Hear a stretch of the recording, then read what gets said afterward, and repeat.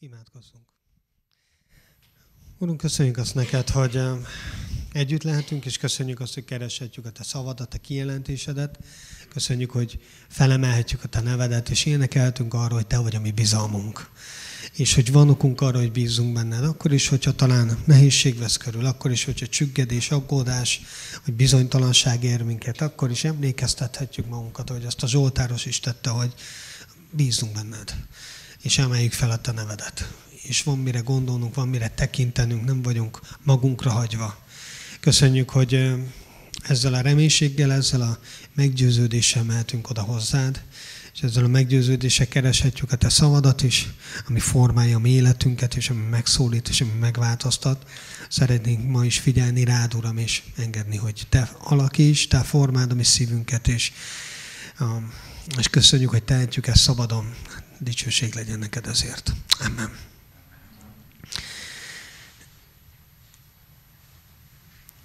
Az Isten imádat, ezt a címet adtam a mai ige hirdetésemnek, ami nem csak egy ige hirdetés lesz, hanem valószínűleg több.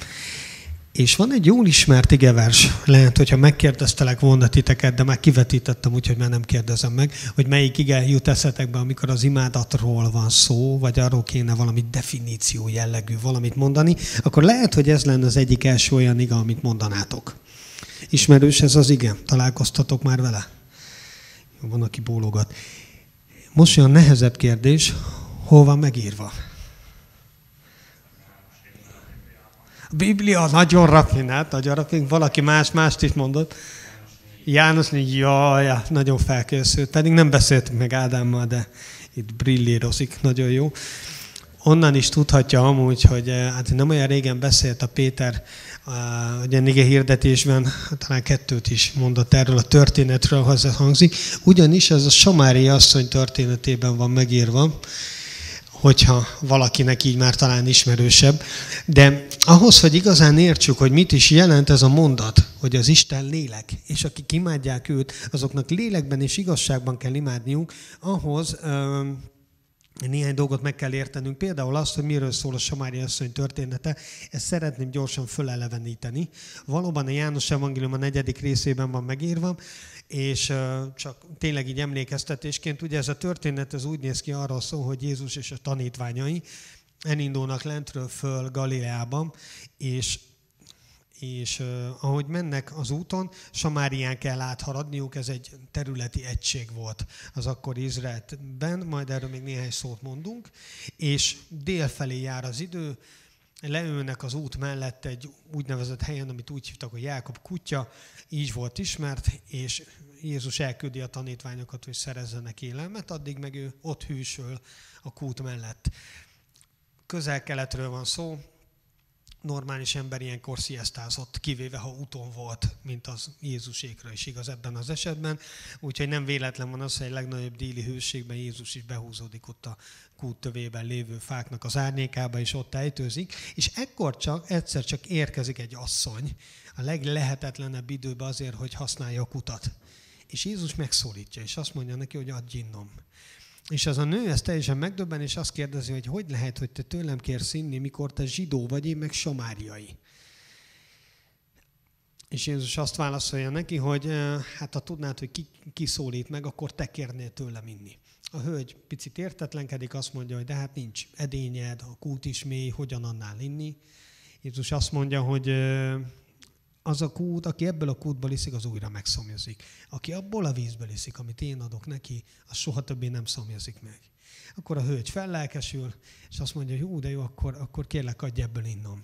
És Jézus teljesen megváltoztatja a beszélgetés menetét, és azt mondja, hogy hívj ide a férjedet. A hölgy nagyon rövid és nagyon nyers válasza az, hogy nincs férjem. És akkor Jézus azt mondja neki, hogy valóban nincs férjed, mert már 5 férjed volt, és akivel most együtt élsz, az nem a férjed. Igazat mondtál. És itt valami megmozdul az asszonyba, és valamit érez. Azt olvassuk. Az asszony így felelt. Uram, látom, hogy próféta vagy. A mi atyáink ezen a hegyen imádták az Istent. Ti pedig azt mondjátok, hogy Jeruzsálemben van az a hely, ahol Istent imádni kell. Jézus így válaszolt. Hidd nekem, asszony, hogy eljön az óra, amikor nem is ezen a hegyen, nem is Jeruzsálemben imádjátok az atyát. Ti azt imádjátok, akit nem ismertek. Mi azt imádjuk, akit ismerünk, mert az üdvösség a zsidók közül támad. De eljön az óra, és az most van, amikor az igazi imádói lélekben és igazságban imádják az atyát, mert az atya is ilyen imádókat keres magának. Az Isten lélek, és akik imádják őt, azoknak lélekben és igazságban kell imádniuk. És ezután az asszony még annyit mond, hogy igen, én tudom, hogy el fog jönni a messiás, Jézus pedig azt mondja neki, hogy én vagyok az, aki veled beszélek. És ott történik valami az asszony életében, berohan a városba, elkezd bizonyságot tenni arról, hogy itt van valaki, aki mindent tud rólam, nem ő az, akit vártunk. Tulajdonképpen valami megtérésféle történik az életében, de az már a folytatást, azt most már nem mondom tovább. Szóval így ez az a szövegkörnyezet, amiben ez az ominózus ige elhangzik, hogy az Isten lélek, és akik imádják őt, azoknak lélekben és igazságban kell imádniuk. Ugyanakkor felötlik a kérdés, mit jelent imádni valakit? Nem tudom, nektek mi jut róla eszetekbe? Talán van, akinek azonnal egy dicsőítés jut eszébe, valami nagy koncert, lehet, hogy valakinek mély érzelmek, szeretet, odaadás, bármi egyéb. Nem tudom, kinek mi jut eszébe, hogy ki mire asszociál. Különös módon az a szó, és az a kifejezés, ami itt jó néhányszor előfordul ebben az igében, és az előtte lévő igékben, ez a tiszteletnek az egyik nagyon erős szava és kifejezése. Nem érzelmek kerülnek a fókuszba, hanem egy olyan fajta tisztelet, ami átcsap imádatba. Amikor már annyira oda vagyok a másikért, annyira nagyra tartom, annyira csodálom, annyira tisztelem, hogy aztán azt már az imádatként is le lehetne írni. Szóval mit jelent imádni valakit? Az az alapigénk, hogy az Isten lélek, és akik imádják őt, azoknak lélekben és igazságban kell imádni. Látni fogjuk majd ebből a történetből is, de egyáltalán ezekből a szavakból is, hogy amikor az imádatról beszélünk, akkor nem csak egy kultikus cselekvésről van szó. Nem csak arról van szó, hogy nem tudom, föláll a dicsőítő csapat és énekel. Vagy nem csak arról van szó, hogy nem tudom, elmondok egy megfelelő igét, vagy imát, vagy valamit. Hanem ez egy sokkal komplexebb dolog, ami az egész embert érinti. Kívülbelül mindenestől. Hadd mondjam így, ez egy divatos kifejezés, hogy egy holisztikus megközelítést igényel. Örülök, látom, néhányan nagyon örültek, hogy ezt a kifejezést használtam. Szóval egy olyan megközelítést, amiben az ember mindenestől benne van, kívül-belül. A teste, a lelke, a szelleme. És ezt szeretném majd most megnézni, mert nagyon izgalmas dolgokat tár fel. Ugye csak mint egy gyors talpalóba mondanám el, amikor ilyen holisztikus megközelítésbe gondolkodunk, akkor arról van szó, hogy szó van a lelkünkről, ahol az érzelem, az akarat, az értelem helyét találjuk. És ez az a része a lényünknek, ahol a döntéseink születnek, ahol az erkölcsrendünk és az értékítéletünk mind teret nyer. Ez az, ami, mert azt sokféleképpen lehet megfogalmazni, ez a néhány szó talán elég kifejező. Aztán ott van a testünk, ami a fizikai valónk, mindaz, ami az érzékszerveinken keresztül, ahogy befogadjuk a világot, mindaz, amit a kémia, biológiai leír és megtapasztal, és tudományosan vizsgál, és a többi. És nyilvánvalóan ez az a része az egész lényünknek, ahol az előző részben a lélekben megszületett gondolatok, döntések, stb. Hát testet ölt, de jó kifejezés, szóval ahol ez valósággá válik. És a harmadik része az embernek, az pedig a szelleme. Az, amit az Istentől kapott. Csak az emberre jellemző valami. Ezt olvassuk a teremtés legelején, hogy az Isten, miután megformálta az embert, egyedül az ember esetében az a saját lelkét, a saját szellemét lehelte bele az emberbe, és így lett az ember élő lélekké. És ez megkülönböztet minket minden más élő lénytől a világon. És ez az a részünk, ami örökké él, és ami Krisztussal életet nyer, Krisztus nélkül pedig halott. Hatással van rá sok minden, különösen a sátán és mindenféle praktikája, meg csapdája, de csak Krisztusban nyerhet életet. És amikor valakinek elkezd élni a szelleme, azt nevezzük megtérésnek, amikor találkozik az élő Istennel, és a helyére kerülnek a dolgok. Szóval ez a holisztikus megközelítés, de nagyon fontosnak érzem azt hozzátenni, hogy miközben most egy ilyen gyorsan felvázoltam ezt, ha sokkal többet beszéltem volna róla, akkor is el kell azt ismernünk egy ponton, hogy ez azért túlmutat az emberi megértésnek a határain. Hogy ez egy csoda. Ahogy az embert összerakta az Isten, ahogy működünk, ez egy csoda. És mindenre hatással van, és hát valami elképesztő. Nagyon komplex, nagyon bonyolult, és hát elég érthetetlen is sokszor. De mégis közelítsük meg most erről az oldalról, és elsőre arról szeretnénk majd beszélni, hogy mit jelent az, hogy az ember az ő lelkében imádja az Istent. Ugyanis az imádat, az csak akkor teljes, hogyha az hat a lélekre, hogyha abban benne van a testünk, és annak a része a szellemünk is. Akkor beszélhetünk arról, hogy az Istent imádjuk, hogyha az egész lényünk benne van ebben. Az Isten egyként kezel minket, és az Isten számára nagyon nyilvánvaló, hogy mikor imádjuk őt tényleg, és mikor nem. Mikor van az, hogy csak úgy csinálunk, vagy csak azt mondjuk, vagy csak olyan hatást keltünk. Szóval érdemes megnézni azt, hogy mit jelent az, hogy imádjuk az Isten. Ahhoz, hogy ezt jobban megértsük, ahhoz ez a történet, a Samári asszony történeten nagyon sokat tud adni, de ahhoz, hogy a Samári asszony történetét jól értsük, ahhoz meg még egyel visszább kell lépni, és nagyon gyorsan el akarom mondani azt, hogy mit lehet tudni Samáriáról. Hogy jól értsük majd azt, hogy miről van itt szó.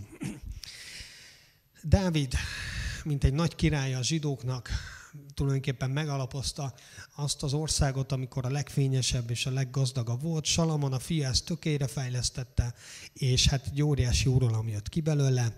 Ez volt kvázi az aranykora a zsidóknak, és utána szétszakadozik az ország. Különböző hatalmi rivalizálások vannak az utódok között, és azt látjuk, hogy nagyon hamar ketté szakad az ország. Van egy északi rész, amit gyakran Izraelként emlegetnek, és van egy déli rész, amit Júdaként szoktak jellemezni. És nem csak az ország szakad ketté, hanem a közigazgatás, a hadsereg, és nagyon sok minden más is. És a kultusz is. Az istenimádat is. Jeruzsálemben ott van a templom, viszont az izraelieknek nyilván derogál oda lemenni, hiszen ők most már külön vannak, ezért ők visszatérnek az ősi hagyományokhoz, és Sikembe kezdik el az Istent imádni, meg különböző egyéb helyeken. És 2 istenimádati hely van. És aztán ugye, hogy halad előre az idő és a történet, azt látjuk, hogy északon galádabbul, gonoszabbul élnek, mint délen. A déliek se fedhetetlenek, előbb-utóbb eléri őket is az Isten büntetése, de akik északon vannak, az izraeli királyok, azok nagyon sok pogány kultuszt és istenimádatot, meg sok mindent beengednek a saját területükre, a mindenféle környező, meg ott maradt népek hatására, és az Isten elég hamar elkezdi nekik mondani, hogy gyerekek, ez így nem lesz jó. Ennek így nagyon szörnyű vége lesz. Jön Ámosz, jön Ézsaiás, megprofétálják, mert Isten félti őket. Hogy ezt ne csináljátok, mert ebből baj lesz. Ezt nem tűrhetem, hogy ilyen módon semmibe vegyétek a szavamat. Ők csinálják, amit csinálnak, és aztán ennek következtében egyszer csak jön egy asszír hadsereg, Krisztus előtt 772-ben, elfoglalják az északi részt.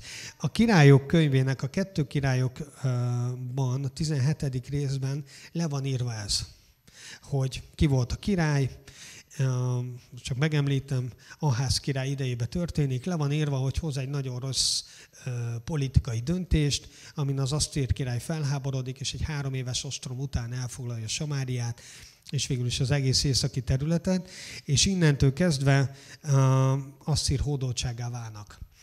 Az asszírok bevezettek egy nagyon okos politikai lépést, vagy hát ilyen hadilépést, mégpedig azt, hogy a különböző népeket, amiket elfoglaltak, azokat deportálták. És a birodalom mindenféle szegletébe szétszórták őket, a helyükre pedig másokat hoztak. Ezt a babiloniak is követték, és ennek az volt a célja, hogy elejét vegyék a lázadásoknak. Itt is ez történik, rengeteg zsidót elvisznek, és helyettük pedig mindenféle idegen népeket hoznak ide, akik nem ismerik az Istent, és nem ismerik az Isten imádatot, ami eddig az Ószövetségben látunk. Le van írva a Királyok második könyve 17. részben, hogy miután ez megtörtént, azután az Isten haragudott erre a helyzetre, és oroszlánokat küldött, akik elkezdték pusztítani az oda költözött népeket. Az asszír király hirtelen eszmélt, azt mondta, hogy jaj, biztos az ok, hogy megsértettük a helyi Istent, ő csak így tekintett az Úrra, és ezért visszaküld egy zsidó papot, aki elkezdi őket megtanítani a kultuszra. Valamennyire sikerül is, viszont egy ilyen hibrid megoldás marad, imádják az Istent, de közben imádják, Nergát, meg Asimát, meg Tartákot, meg mindenféle egyéb isteneket. És varázsolnak, és kuruzsolnak, és feláldozzák a gyermekeiket, és sok-sok olyan dolgot csinálnak, ami elfogadhatatlan az Isten szempontjából, és ők próbálják ezt így összehozni. Nem sokkal később, vagy hát megtörténik Júda elfoglalása, és eltelik a 70 éves babiloni fogság, és olvassuk Esdrásnál, hogy ő visszajön, és elkezdi helyreállítani az Isten tiszteletet. Hiszen tudják, hogy az Isten ítélete miatt lett az egész ország martaléka az asszíroknak, meg a babiloniaknak. Elkezdik helyreállítani az Isten tiszteletet, és itt föltűnnek újra a samáriaiak, akik azt mondják, hogy szeretnének ebbe becsatlakozni. Ez Esdrás könyvének a 4. részében van leírva. Az akkori vezetők viszont Zerubábellel az élen azt mondják, hogy figyeljetek, nem akarunk, ezt mi fogjuk megcsinálni. Nyilván azért, mert a samáriaiak valami olyat képviselnek, amivel ők nem vállalhatnak közösséget, hiszen pont az az életmód vezette az ő bukásukhoz is, amit a samáriaiak azóta is csinálnak. Úgyhogy a vége az lesz, hogy elutasítják őket, a samáriaiak nagyon megharagszanak, elkezdik gáncsolni őket, ahol lehet, följelentik, fenyegetik, stb. Olvassátok el Esdrás könyvében. A lényeg az, hogy innentől eredeztethető az, hogy a samáriaiak utálják a zsidókat, a zsidók pedig utálják a samáriaiakat. Krisztus előtt 107-ben amúgy még volt egy kényszer zsidósítása a samáriaiaknak, akik addigra már nagyon pogányok lettek. Ezt egy római hadvezér csináltam. És kialakult az Úr Jézus idejére, hogy Samária ugyan ott volt, mint egy tömb, látható is a képen, Izrael testében, ugyanakkor mégis olyan volt, mint egy különálló világ. Volt egy saját kultuszhelyük, a Garizon hegy, és ők oda jártak fölimádni az Istent. Nem érintkeztek a zsidókkal, csak ha feltétlenül muszáj volt. Ha egy zsidó el akart menni északról délre, vagy fordítva, akkor inkább 2-3-4 nappal többet utazott, csak ne kelljen átmenni Samária földjén. Amúgy, ha átment volna Samáriai földjén, akkor nem adtak volna neki enni-inni, mert hogy az utálat kölcsönös volt. És másképp gyakorolták a hitüket, sok mindent másképp gyakoroltak, például csak a Pentateukhoszt, a Mózes 5 könyvét fogadták el Istentől, ihletetnek a prófétákat, az összes többit nem, de most talán ilyen részletekben nem megyek bele. A lényeg az, hogy az az utálat, amit látunk, és azt az értetlenkedést, amit találunk a samáriai asszonynál, ez segít megérteni, ez a háttér. Mert hogy ugyan együtt élnek, de elkülönülten, történelmi sebek, sok 100 évre visszamenőleg. És hát egy vallási különállás és egy kölcsönös nem szeretem állapot van közöttük. És ebben a helyzetben az Úr Jézus mégiscsak úgy dönt, hogy Samárián keresztül megy át. És ahogy átmegy Samárián, találkozik ezzel az asszonnyal. És az asszony nem tud mit kezdeni ezzel a helyzettel. És itt játszódik le, ezek között a körülmények között játszódik le ez a beszélgetés. Ez fontos érteni. Az Isten lélek, és akik imádják őt, azoknak lélekben és igazságban kell imádniuk. Amikor az Úr Jézus megszólítja ezt a nőt, és azt mondja neki, hogy tudom, hogy nem a férjeddel élsz, mert volt már 5 férjed, és akivel most élsz, az nem a férjed. Ezúttal igazat mondtál, akkor a hölgy eszmél, és azt mondja, ja, hát itt biztos profétával van dolgom, és a következőt mondja, Uram, hát látom, hogy proféta vagy. A mi atyáink ezen a hegyen imádták az Istent, ti pedig azt mondjátok, hogy Jeruzsálemben van az a hely, ahol Istent imádni kell. Nagyon érdekes ez a helyzet.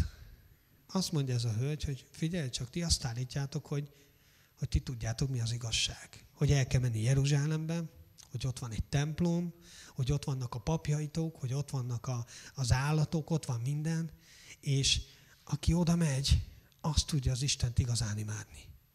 Hát viszont a mi embereink, a mi papjaink, azok azt mondják, hogy nem kell elmenni Jeruzsálembe, hanem itt van a Garizim hegy. Hogy nem a ti papjaitok csinálják jól az Isten imádatot, hanem a mieink. Hát most akkor kinek van igaza? Nagyon finoman, vagy nem is annyira finoman megpróbálja behúzni Jézust egy ilyen jó kis vallási vitába. Döntsük el, hogy kinek van igaza. Nyilvánvalóan nem feltétlen kell rossz indulatot feltételezni, hiszen az a hölgy egyszerűen egész életében ebben élt. Hogy nekik, samáriáknak igazuk van, a zsidók pedig megtévedtek. És itt fölöttlig egy nagyon izgalmas kérdés, amikor arról beszélünk, hogy az Istent lélekben és igazságban kell imádni. Oké, de mi az igazság? Vajon az igazság relatív? Mi ma egy olyan világban élünk, ahol az igazság, mint ilyen, ez csak egy ilyen fogalmi képzavar a legtöbb ember fejében. Mert ha te valamire azt mondod, hogy szerinted ez az igazság, akkor fog mondani valamit, ami annak az ellentetje. És azt fogja mondani, és most ki mondja meg, hogy igazunk van. Te azt mondod, hogy a család az egy férfiből és egy nőből áll. Én meg azt mondom, hogy nem. És ki mondta, hogy a te szavad többet ér, mint az enyém. Ha te azt mondod, hogy a migránsokat meg kell állítani a határon, én meg azt mondom, hogy be kell őket fogadni. Ki mondta, hogy neked van igazad, és nem nekem? Most csak direkt mondtam két olyan témát, ami abszolút áthatja az egész, nem csak a magyar, hanem az egész nyugati, vagy az egész világtársadalmát. És rengeteg ilyet lehet mondani, amikor egyszerűen hol döntöd el, hogy kinek van igaza? Mi alapján? A többség dönt. A törvény dönt. Hát a törvényeket is írja valaki. És ha hatalomra kerülnek, akkor megváltoztatják a törvényeket. Ki dönti el, hogy mi az igazság? Ez egy nagyon nehéz kérdés, és az egész világ, az egész társadalom küszködik vele. Mert az igazság a mai világban relatív lett.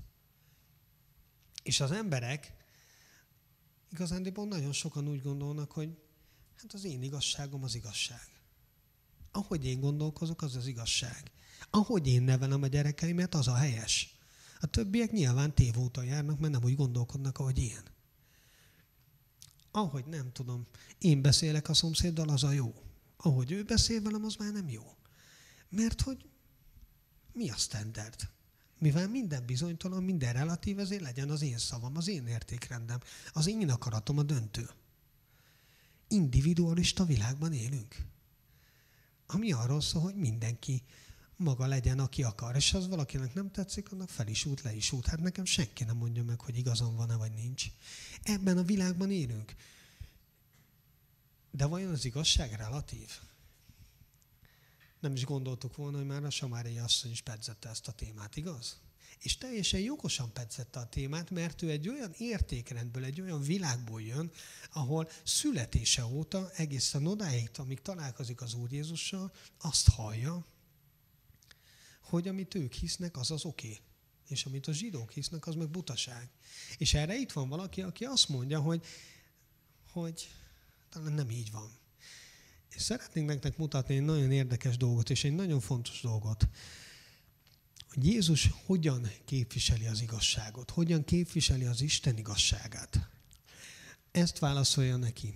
Higgy nekem, asszony, hogy eljön az óra, amikor nem ezen a hegyen, nem is Jeruzsálemben imádjátok az atyát. Ti azt imádjátok, akit nem ismertek, mi azt imádjuk, akit ismerünk, mert az üdvösség a zsidók közül támad. De eljön az óra, és az most van, amikor igazi imádói lélekben és igazságban imádják az atyát, mert az atya is ilyen imádókat keres. Két nagyon fontos dologra szeretném felhívni a figyelmeteket ebben a válaszban. Az egyik az az, hogy Jézus nem hagyja figyelmen kívül a nőnek a hazugságát, hanem ugyancsak egy mondatban, de nagyon karakán és egyenes módon válaszol rá. ez a hölgy, én úgy gondolom, nem tehetett róla, hogy ő bizonytalan volt, és hogy ő abban hitt, hogy a Garizim hegyén és azok között, a körülmények között kell az Istent imádni. Ő ezt tanulta, ezt hallotta. Jézus viszont nem mehet el a hamisság mellett. És elmondja az igazságot, azt mondja neki, hogy azt imádjátok, akik nem is ismertek. Vagyis teljesen rossz a megközelítésetek. Mi azt imádjuk, akit ismerünk, mert az üdvösség a zsidók közül támad. Szóval Jézus elmondja, hogy mi az igazság. És ez egy nagyon fontos dolog, hogy szembesíti ezt az embert az igazsággal. Szembesíti az igazsággal. Nem keres valami köztes megoldást. Nem áll le vitatkozni. Azt nem tudom, észrevettétek-e. Nem erre arról beszélgetni, akkor ütköztessük az érveinket, hogy kinek van igaza. Tudjátok miért? Mert akinél az igazság van, az Isten örökérvényű igazsága, annak nem kell belemenni a vitákba. Nem keres kompromisszumot, hogy PC legyen, és ne sértse meg nagyon az asszonynak a lelkét. Ezért, hogy jaj, hát figyú, hétvégenként gyertek át hozzánk imádni az Isten, de hétköznap imádhatjátok ott, és akkor nektek se olyan rossz, nekünk is mégiscsak jobb. Nem megy bele alkudozásból, nem köt kompromisszumot. Egyszerűen elmondja, hogy mi az igazság, és kész. De tovább megy, mert utána még azt is elmondja, hogy mi az, ami ebből következik. Ez éppen egy különleges helyzet volt, mert ugyan az volt a helyes út, hogy valaki, aki zsidó, az menjen el Jeruzsálembe, és ott imádja az Isten, de az Úr Jézus már tovább tekint. És arról beszél, hogy az Isten megváltoztatja a szabályokat. Ezért van ő ott. Ezért jött el az Úr Jézus a földre. És többé nem helyhez kötött lesz az Isten imádat, hanem egyedül azt fog számítani, hogy kinek mi van a szívében. És aki hisz az Istenben, az képes őt lélekben és igazságban imádni, független attól, hogy a hegyen van, vagy Jeruzsálemben, vagy bárhol egyéb helyen. Szóval Jézus kijelenti neki azt is, hogy mi a helyes megoldás, hogy mi a helyes megközelítés. És utána, nem sokkal később a János evangéliumában Jézus Krisztus beszél arról, hogy ez nem csak egy egyszeri dolog. Azt mondja, hogy eljön az az óra, és az most van. És utána elmondja azt, hogy a tanítványainak, hogy jobb nektek, hogyha én elmegyek. Mert ha én nem megyek el, akkor nem küldözöm hozzátok a pártfogót. Ha pedig elmegyek, akkor elküldöm őt. És ő eljön, és ki fogja nektek jelenteni, hogy mi a bűn, az igazság és az ítélet. És amikor azonban ő eljön, az igazság lelke elvezet titeket a teljes igazságra. És az Úr Jézus elküldte a Szent Lelket. Úgyhogy a kérdésem az, hol van az igazság?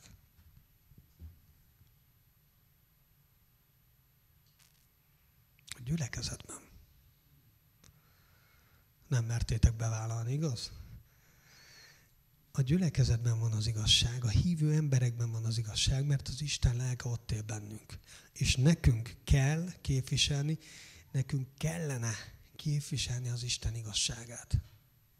Mert az Úr Jézus éppen azért küldte el a pártfogót, hogy a pártfogó, aki bennünk él, az Isten szelleme, az leleplezze a világ előtt, mi a bűn, mi az igazság, mi az ítélet. És ott olvassuk, ott mondja az Úr Jézus, hogy amikor eljön az igazság lelke, elvezet titeket a teljes igazságra. Vagyis az, amit az Úr Jézus csinált, hogy először szembesített valakit az igazsággal, utána pedig elmondta, hogy mi ennek a következménye, ebben adott egy példát, amit aztán az ő követőinek kéne folytatnia. Hát akik, akárhogy nézem, ti vagytok. Na jó, én is. De jó, ha ti is csináljátok. Azért érdekes ez nagyon, mert amikor arról beszélünk, hogy imádjuk az Istent, akkor az imádatnak az előfeltétele az, hogy az Isten igazságát elfogadjuk. Ha ez nem történik meg, akkor nem imádjuk az Istent. Ha ez nem történik meg, akkor dacolunk az Istennel. Akkor csak úgy csinálunk, mintha imádnánk őt. Az Isten kijelentése az igazság. Jó néhány igeverset hozhattam volna, de csak egyet akartam, a 119. Zsoltárban van ez a 2 gyönyörű vers. Uram, igéd örökké megmarad, szilárdan akár az ég. Nemzedékről nemzedékre megmarad igazságod. Mi következik ebből? Hogyha hiszünk a Bibliának, ami azt mondja, hogy a Szentírás az Isten szava, az örök igazság, ha elhisszük, amit mond, hogy nemzedékről nemzedékre, koroktól függetlenül megmarad az Isten igazsága, akkor ebből következik néhány dolog, hogy ez nem vitatéma. Hogy nem kell az Isten igazságát, az Isten szavát mindenféle beszélgetések, találgatások, ötletelések, stb. A mércéjére oda tenni. Mert nem vitatéma. Az igazság az igazság. Amit az Isten kimondott, az úgy van. A másik, ami nagyon fontos, hogy nem igényel kompromisszumot. Ez a mai világban nagyon sokaknál kiveri a biztosítékot. És emiatt, hogyha te az Isten igéjét követed, akkor azonnal azt fogják mondani, hogy bigot vagy ilyen vallásos fanatikus vagy bármi egyéb. De az Isten igéje nem igényli azt, hogy akkor vitassuk meg és keressünk egy köztes pontot. Hanem azt igényli, hogy mindent ahhoz a fix dologhoz igazíts. Mert az nem változik, mert az az, ami stabilan áll.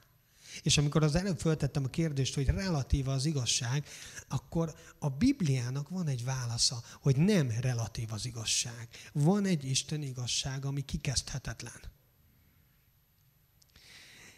És ez azért is fontos, mert ez nem változik a körülmények hatására. Nem változik attól, hogy hol élsz, nem változik attól, hogy milyen korba érsz, nem változik attól, hogy milyen politikai berendezkedés van, milyen vallási irányzatok érnek el, milyen ideológiák hatása alá kerülsz te vagy a nemzeted, az Isten igazsága nem változik. Ez az, amit állít magáról a Szentírás. És keresztényként 2 lehetőséged van, vagy elfogadod ezt, azt mondod, hogy az Isten tudja, mit csinál, tudja, mit mond. És én elhiszem, hogy ezen nem kell vitatkoznom, vagy nem kell megalkudnom, hanem ebbe beleállhatok és képviselhetem. És ha elhiszed, akkor ezzel kifejezed azt a tiszteletedet, azt az óriási csodálatodat, amit lehet imádatnak hívni. Vagy elutasítod, bármilyen formában. Elkezded megvitatni. Elkezded megkérdőjelezni. Vagy megpróbálod ágyalni, mert időnként nagyon éles. És megpróbálsz picit lefaragni az éléből, hogy jó, attól még az igazság marad, csak ne fájjon annyira. Vagy ne szúrjon annyira, mert akkor népszerűbb lenne. Vagy elkezdesz csipegetni belőle. És bizonyos dolgokra azt mondod, hogy ez így van. A többit meg úgy finoman a szőnyeg alá söpörni, hogy ne fájjon, vagy ne zavarjon.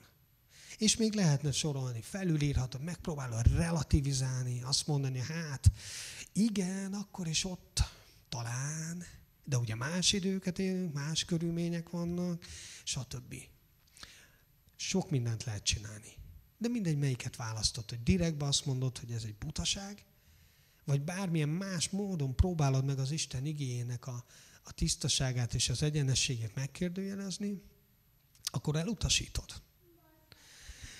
És ez egy nagyon fontos dolog, mert amikor az Isten imádatáról beszélünk, akkor egy kulcskérdés, hogy az a lelkedben indul el. Azon a részen az életedben, ahol a gondolataid, az érzelmeid, az értelmed működik.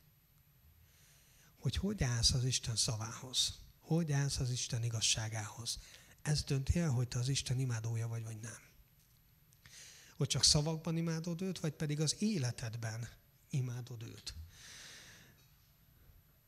Mert hogy hozzáigazítod a gondolkodásodat, az értékrendedet, a szavaidat, az erkölcseidet ahhoz, amit az Isten szava mond.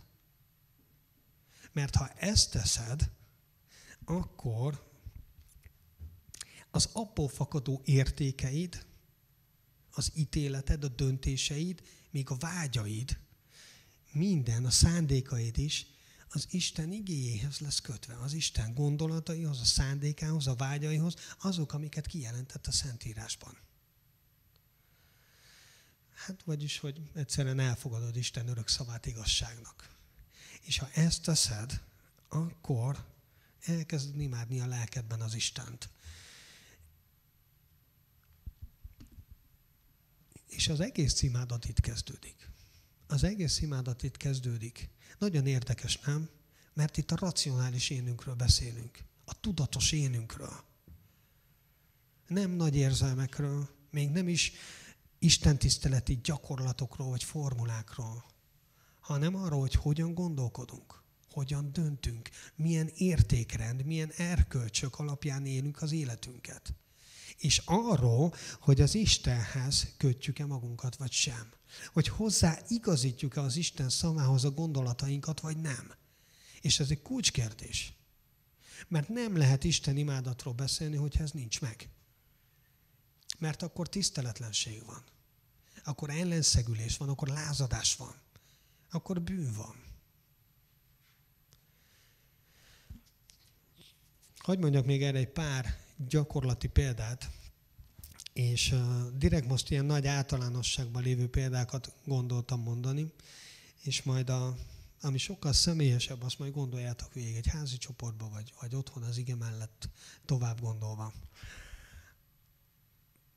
Hogy milyen az, amikor a gondolkodásod, az értékrended, az erkölcseid ráhangolod az Isten szavára, vagy nem.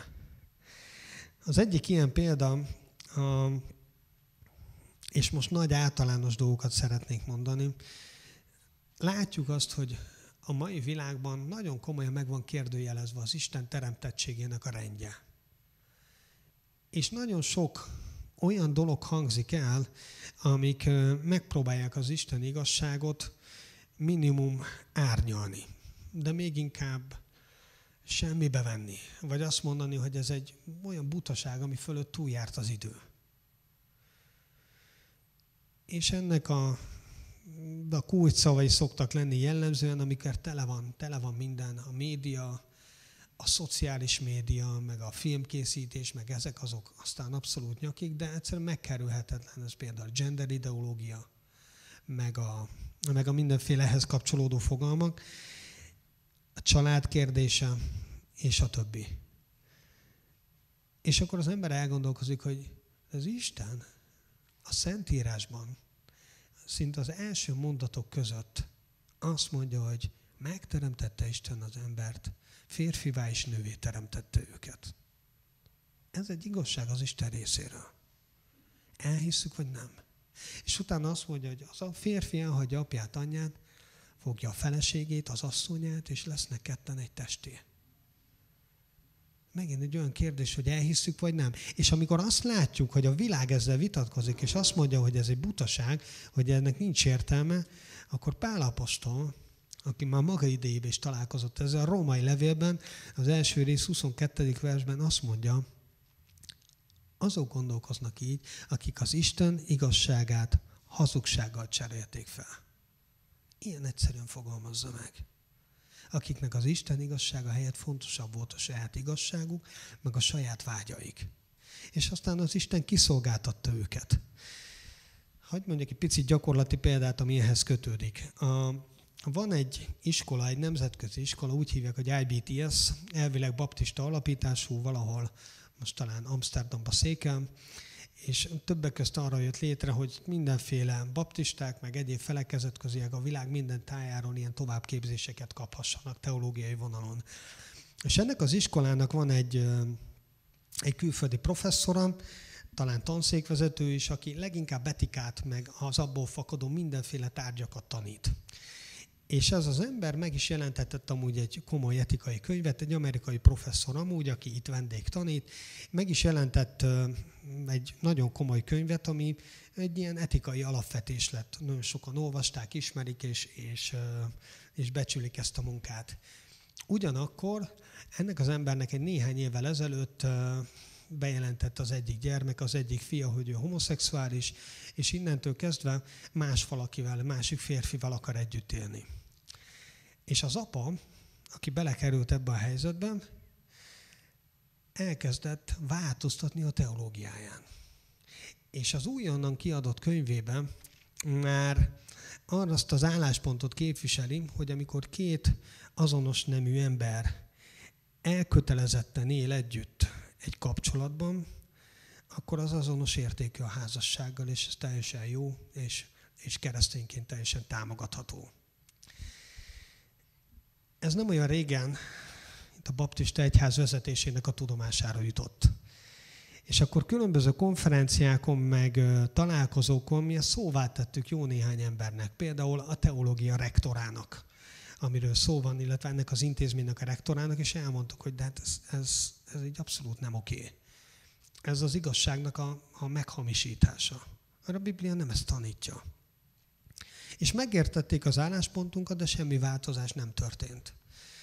És ennek a hatására a Pap János, az egyházelnökünk egy néhány héttel ezelőtt megfogalmazott egy kiáltványt, amiben ilyen és ehhez hasonló kérdésekre ad biblikus választ. Nem ezeket a dolgokat támadja, hanem elmondja azt, hogy mit tanít az Isten igéje, hogy mi az igazság, mi az, ami mellett mi magyar baptisták pálcát törünk, és amiből nem akarunk engedni. És aztán ezt kiküldtük mindenfelé. Mindenkinek, például ennek az iskola igazgatójának is, és mindenki másnak is. Tudva azt, hogy lesznek olyanok, akik emiatt támadni vagy bántani fognak, tudva azt, hogy lehet, hogy ennek lesznek következményei, mert Nyugat-Európában nagyon sok helyen iszonyatosan küzdenek ezzel a témával. Mert óriási társadalmi nyomás van rajtuk. És mindenki meg akarja mondani a keresztényeknek, hogy mit kell mondaniuk, és mit nem kell mondaniuk. És a János beleállt ebbe a vitába velünk együtt. És ez most egy nagyon izgalmas és egy nagyon nehéz helyzet, de ami a legérdekesebb ebben, hogy döntést kellett hozni. Hogy akarjuk-e képviselni az Isten igazságát, vagy nem. És azért tartottam fontosnak kihangsúlyozni, hogy nem a homoszexualitás ellen szólalt fel a János, hanem arról beszélt, hogy mit tanít az Isten igéje a házasságról. És amikor erről beszélt, akkor ebben benne van az is, hogy ha valaki házasságtörő, az ugyanolyan bűnt követel, mint ha mondjuk egy élettársi kapcsolatban él egy azonos neművel. Hogyha valaki a házasság előtt szexuális életet él, vagy online pornót néz, az ugyanúgy bűnt követel, nem különb egyik a másiknál. És tudod, amikor ma ilyen nézeteket képviselsz, mert azt mondod, hogy hiszel az Isten szavának, akkor azt fogják mondani az emberek, hogy teljesen zakkant vallásos, szektás bolond lettél. Hát azért vedd már észre, hogy milyen világ vesz körül. Hát azért vedd már észre, házasság előtt, és online, ne bóckodjunk már. De az Isten igéje ezt tanítja. És mi eldönthetjük, hogy az Isten igazságának hiszünk, vagy valami másnak. Ha akarjuk imádni az Istent, akkor az ő szava kell, hogy legyen az első. És ez időnként áldozatot követel. Ennek időnként súlya van. De hogy mondjuk egy másik példát, nem tudom, mondom messziről, talán nem látszik nagyon jól, amit nem is sajnálok annyira, mert nem akarok belemenni semmilyen politikai csatározásba, de néhány nagyon kreatív újságíró csinált ilyen gazdálkodj okosan, meg monopolit, ahol kicserélte, ismeritek ezeket a társasjátékokat talán, ezek ilyen gazdasági társasjátékok, és ezekbe kicserélte a különböző helyszíneket mindenféle egyébre, jellemzően aktuál politikai dolgokra. És elég pikírt dolgok vannak benne, amik úgy finoman, vagy néha direktbe oda csípnek az aktuális politikusoknak. És ezt az egészet azért csinálták, hogy rávilágítsanak arra, hogy mennyi hazugság, mennyi korrupció, mennyi tiszteletlenség, kétértelműség, karaktergyilkosság, mennyi gusztustalan dolog zajlik a politikában. Ez amúgy egy régebbi kiadás, van újabb is, ami a mai dolgokra reflektál. Most hirtelen nem is tudnám megmondani, hogy melyik kormány az, amelyik idejében született ez, de nincs is jelentősége. Azért, mert azt látom, és ha őszinték vagytok, valószínűleg ti is erre juttok, hogy a politika az leradírozza az embernek a lelkiismeretét. Annyi sok gonosz dolog van, annyi sok csalás, annyi sok hitegetés, annyi sok tisztességtelenség, hogy borzasztó nehéz ezeknek a hatása alól kikerülni. Különösen, mert a mi életünkről van szó.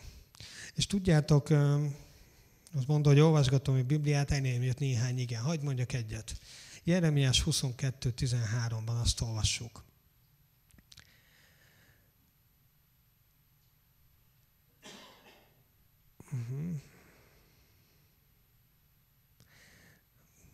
Ja, Jeremiás, igen, csodálkozom, hogy nem jó, mert Ezékiásnél nyitottam ki, elnézést. Szóval Jeremiás 22:13-ban ezt olvassuk. Jaj annak, aki nem igaz úton építi házát, és felső szobáit jogtalan módon ingyen dolgoztatja embertársát, és a munkájáért nem fizet bért. Ugyanez olvasható mondjuk Ézsaiásnál, aki arról beszél, hogy jaj annak, aki házhoz házat ragaszt, még végül betölti az egész országot. Tudjátok, miről beszélnek ezek a versek? A korrupcióról. És arról, hogy jaj azoknak, akik ilyet tesznek. És azoknak is, akik asszisztálnak hozzá. Van korrupció Magyarországon? Ajaj. Nem is akármilyen.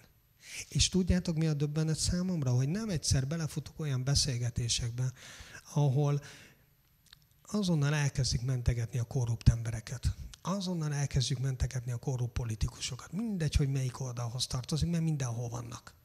Vannak tisztességesek is. Nehogy valaki azt higgye, hogy itt mindenkire azt gondolnám, hogy csaló. De van egy csomó olyan ember, aki abszolút az Isten igazságát szembe köpi. És mi elkezdjük árnyalni a dolgot, hogy jó, de hát a másik az milyen? Miért az jobb volt? De most azt mondod, de nézd meg, hogy neki meg milyen van. És igaz. De attól, hogy a szomszéd ellopta az én paradicsomomat, attól nekem még nincs jogom arra, hogy én meg ellopjam a másik szomszédét. Akkor nem ugyanazt csinálom. Tudjátok, tele van ez a világ korrupcióval, tele van ez a világ, nem csak Magyarország, nehogy valaki azt higgye, az egész világ ilyen. Tele van hazugságokkal, tele van gonoszságokkal. Nem véletlen van az, hogy az Úr Jézus a Máté 5-ben egy nagyon, nagyon karakteres és nagyon kemény mondatot mond. Máté 5:37-ben azt mondja, ellenben a ti beszédetekben az igen legyen igen, a nem pedig nem, amin pedig túlmegy ezen, az a gonosztól van. És akkor eldönthetjük, hogy minek hiszünk inkább, az Isten szavának, vagy a politikai meggyőződésünknek, vagy annak, amit a szomszéd mondott, vagy annak, amit valaki mondott a híradóban. Eldönthetjük, hogy mihez kötjük magunkat. De hatása van a lelkünkre az, hogy döntünk. Hadd mondjak még egy utolsó példát gyorsan. Sokan vannak ma, különösen a fiatalabb generáció között, akik félnek a gyerekvállalástól, és nem akarnak gyereket vállalni. Ennek jellemzően két oka van. Az egyik az egy nagyon önző, egoista dolog. Azt mondják, hogy hát én nem akarok gyereket, mert az hazavágja a karrieremet. Hát akkor hogy leszek az, aki akarok? Akkor kikerülök a munka világából, vagy teljesen felborul az életem, nem tudok a saját szórakozásaimnak, élményeimnek, a pályaívnek élni, ami ott van előttem. A másik lehetőség, amit jellemzően mondani szoktak, az az, hogy egyszerűen annyira félnek attól a világtól, ami benne vannak, a gazdasági körülményektől, a klímaszorongás, és a minket körülbelül, hogy ide nincs értelme gyereket vállalni. Ez az egész itt szakad a szakadék szélén táncol. Mit mond az eszembe az Isten igéje? A legelső parancs a Bibliában. Szaporodjatok, sokasodjatok, töltsétek be a földet. Kinek van igaza? Az Istennek? Vagy a klímaszorongóknak? Mindenki eldöntheti magának, de ezek súlyos kérdések, amiken elmúlik, hogy az Istennek engedünk-e inkább, vagy nem. És ezek a döntések a lelkünkben születnek meg. És eldöntik azt is, hogy mi imádjuk az Urat, vagy nem. De ugyanúgy igaz amúgy az is, hogy mindenféle nevelési irányzatok terjednek. Az egyik ilyen nevelési irányzat, ami azt mondja, hogy kizárólag csak pozitív megerősítéssel szabad a gyereket nevelni. És ez lesz a jó. És ha te keményen rászólsz a gyerekre, hogy bünteted, ne adj Isten, rácsapsz a kezére, vagy oda csapsz a fenekére, hát akkor meg már kimondna bántalmazó, vagyis tönkretesz a gyerek lelki életét. Még mielőtt bárki bármit gondolna, a Biblia nagyon határozottan és nagyon világosan fellép az ellen, hogy semmilyen helye nincs az ilyen agressziónak, vagy ilyesminek egy szülő-gyerek kapcsolatban. De a Biblia amellett is nagyon világosan pálcát tör, hogy igenis van helye a fegyelmezésnek. Hogy kell a gyereket fegyelmezni. Példabeszédek könyve például azt mondja, hogy neved a gyereket a neki megfelelő módon, és még idős korában se fog attól eltérni. Sőt, ennél keményebb dolgokat is mond. Például az Efézusi levélben, amikor arra inti az apákat, hogy ne ingeljétek a gyerekeket, utána úgy fogalmaz, hogy fegyelmezzétek őket. Mert a szülő kell, hogy megtanítsa a gyereket arra, hogy hol húzódnak a határok, hogy mi az, amit már nem lehet megcsinálni, hogy mi az, aminek büntetés a vége, hogy mi az, ami elfogadhatatlan, hogy mi az, amikor átlép bizonyos határokat és árt magának vagy másoknak. És a szülő felelőssége az, hogy embert nevele a gyerekéből vagy nem. És eldöntheted, hogy inkább az Isten igéjére hallgatsz, vagy divatos nevelési irányzatokra. Szóval ez sokkal inkább húsba vágó kérdés, mint azt talán elsőre gondolnánk. De a lényeg az, hogy az Isten imádata ott kezdődik, hogy a lelkedben, a gondolkodásodban, az értékrendedben, az erkölcseidben ráhangolódsz az Isten szavára. Te hangolódsz rá. Megismered, hogy mit tanít az Isten, és ahhoz igazítod a saját életed, a saját értékrendedet, az erkölcseidet, a gondolkodásodat. És akkor kezdődik el az Isten imádata igazán. Az Isten lélek, és akik imádják őt, azoknak igazságban, lélekben és igazságban kell imádniuk. Én remélem, hogy szeretnétek imádni az Istent.